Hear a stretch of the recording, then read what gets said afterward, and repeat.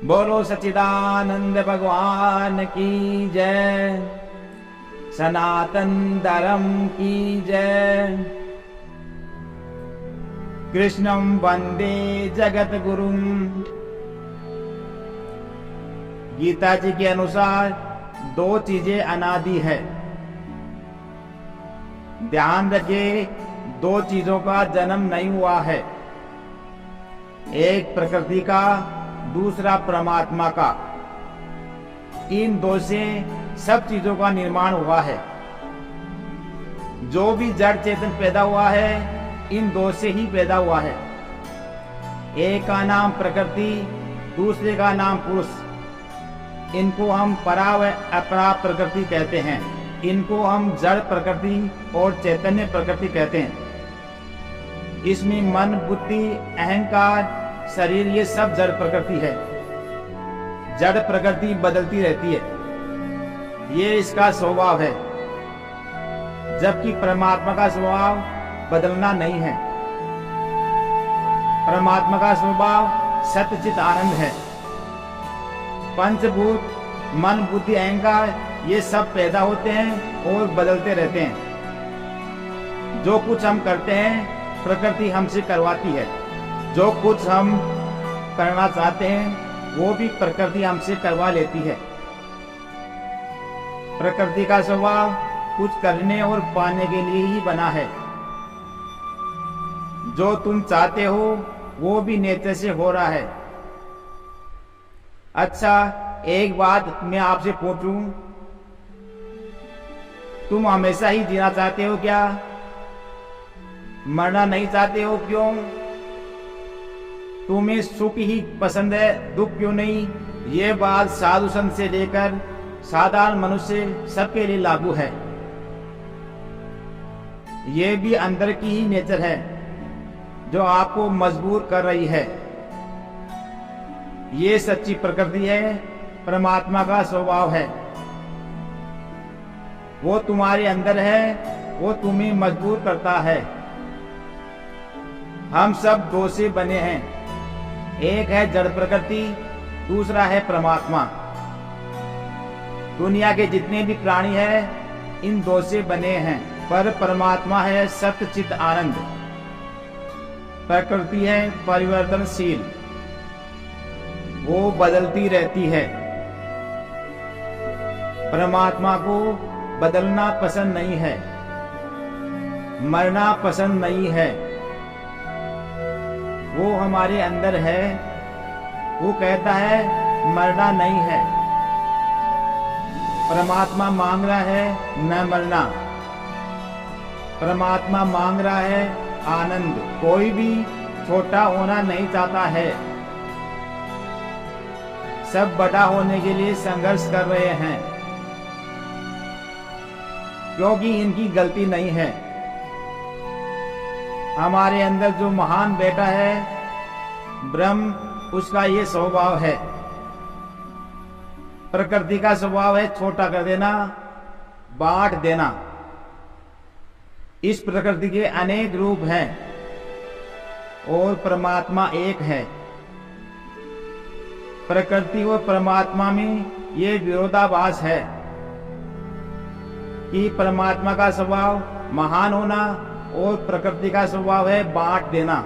जो तुम्हें नापसंद है वो भी तुम्हारे पीछे पड़ा है, जो पसंद है उसे छोड़ भी नहीं पाते। परमात्मा व्यापक है, इसलिए तुम्हें भी बड़ा होने के लिए मजबूर करता है। यदि अमरता की इच्छा से मुक्त होना है, सुख की इच्छा से मुक्त होना है, तो हम परमात्मा ही हो जाए। यदि परमात्मा नहीं होंगे तो अमरता के लिए, सुख के लिए तड़पते रहेंगे। एक बात का ध्यान रखो, तुम प्रकृति को पकड़ के बड़े नहीं हो सकते। तुम देह अभिमान छोड़ो, तुम इंद्रियों के धर्म का त्याग करो और अपने सब धर्म को पहचानो। यदि देह धर्म अपना मानोगे तो मरना धर्म तुम्हारा हो जाएगा, जबकि तुम्हारा धर्म न मरना है। ये मरने वाला और न मरने वाला दोनों इकट्ठे हो गए हैं। दो नेचर, एक परमात्मा का स्वभाव, दूसरा प्रकृति का स्वभाव। इसी को रामायण और वेदों में चित्त जड़ ग्रंथि कहा है। चेतन परमात्मा और जड़ प्रकृति दोनों मिलकर तीसरी संतान पैदा हो गई है, जिसे जीव कहते हैं। जीव दो विरोधों से बना है। प्रकृति इसमें काम करती है और परमात्मा भी इसमें काम करता है। ये दोनों अपनी और अपनी अपनी तरफ खींच रहे हैं। परमात्मा आनंद की तरफ खींच रहा है। ईश्वर अंश, जीव अविनाशी, चेतन अमल, सहज सुख राशि। जिंदगी एक मिट्टी का दिया है, जिसमें एक चैतन्य ज्योति है। ज्योति तड़पती है ईश्वर से मिलने को, और दिया मिट्टी में मिल जाना चाहता है। शरीर मरना चाहता है, हम मरना नहीं चाहते हैं। चेतन व जड़ की गांठ लगती नहीं है, लगी लगती है। मैं अमर ही हूं, अमर होना नहीं है।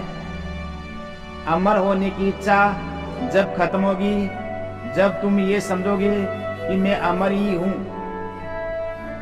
दुख से सुखी होने की इच्छा जब खत्म होगी, जब तुम ये समझोगे कि दुख मुझ में है ही नहीं। सभी उपनिषद ग्रंथ कहते हैं कि सर्व निवासी सदा अलेपा। आप अलेप है, पर आप अलेप लगते नहीं। दुख से लिप्त है, विकार से लिप्त है, मृत्यु से लिप्त है। जहां तुमने अपने को जाना तो ये गए। जिसके हृदय कपट दम्भ नहीं माया, तिनके हृदय बसऊं रघुराया। परमात्मा वहां रहते हैं जहां ये नहीं रहते हैं। जहां काम तहां राम नहीं, जहां राम वहां काम नहीं। राम कभी भी मिटता नहीं है, पर जहां काम आ जाता है वहां मालूम नहीं पड़ता है। ये तुम्हारी ब्रह्मता पर प्रदा है, ये तुम्हारी चैतन्यता पर प्रदा है। भगवान कृष्ण कहते हैं मैं सत्य भी हूं, असत्य भी हूं। ना उसे सत्य कहा जा सकता है, ना ही असत कहा जा सकता है।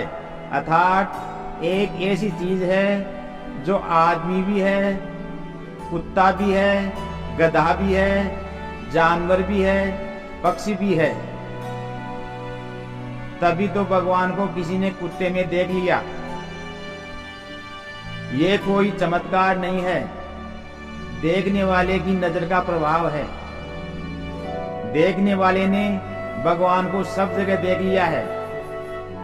कईयों के सामने भगवान हो तो भी नहीं देख पाए हैं। जैसे रावण के सामने भगवान थे, पर रावण नहीं समझ पाया। दुर्योधन के सामने भगवान कृष्ण थे, पर वो भी नहीं समझ पाया। जिस समय तुम देह न रहो, मन न रहो, तो डर के दिखा दो। जिसको तुम जीवन समझ रहे हो, ये मौत है। जिसको सुख समझते हो, वह दुख है। कोई कोई पुण्यात्मा जिसको समय ज्ञान हो जाए, यानी सही सही यथार्थ ज्ञान हो जाए। 7 दिन में परीक्षित जी का भ्रम चला गया।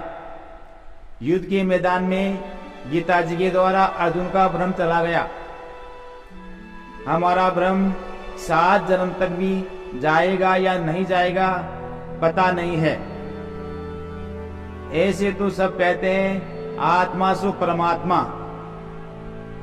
पर अभी तक बाहर ही ढूंढ रहे हैं। मजहब क्या है, आस्था क्या है और तथ्य क्या है। तुलसीदास जी राम के भक्त हैं, कोई शिव भक्त है, कोई गुरु भक्त है। कोई गुरु को ही ब्रह्मा विष्णु महेश का नाम दिया है। गुरु को वही नाम दे दिया।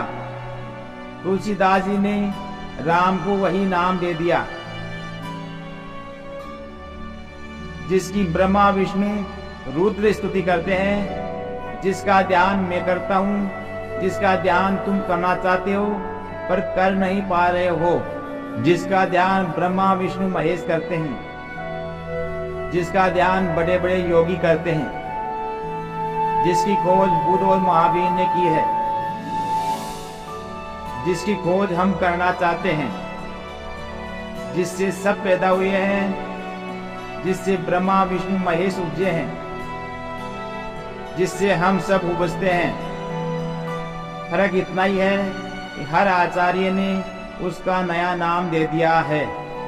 तुलसीदास जी महाराज उसका नाम ब्रह्मा नहीं दे रहे हैं, विष्णु नहीं दे रहे हैं, उसका नाम शंकर नहीं दे रहे हैं, इनको तो उपजने वाला कह रहे हैं, इनको राम से उपजने वाला कह रहे हैं। राम मानी जो उपजे नहीं,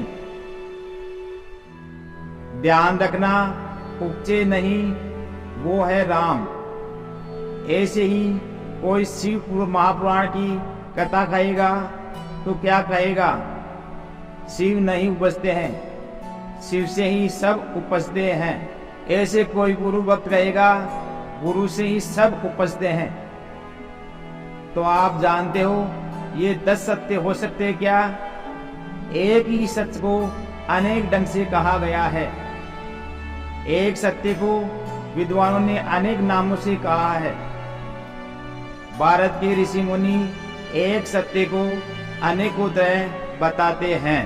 उदाहरण के लिए जिससे प्यास बुझती है उसका अंग्रेजी में उसको वाटर कहते हैं, हिंदी में नीर, दौड़, पानी, जल कहते हैं। अनेक नाम होने पर पीते हैं पानी कोई। यदि बहुत शब्द है तो क्या हिंदू परमित है क्या? हिंदू को उस एक सत्य का पता है। वो जानता है कि सत्य एक है और उससे भिन्न कोई नहीं है। एक सत्य है, उसी से सब पैदा हुए हैं।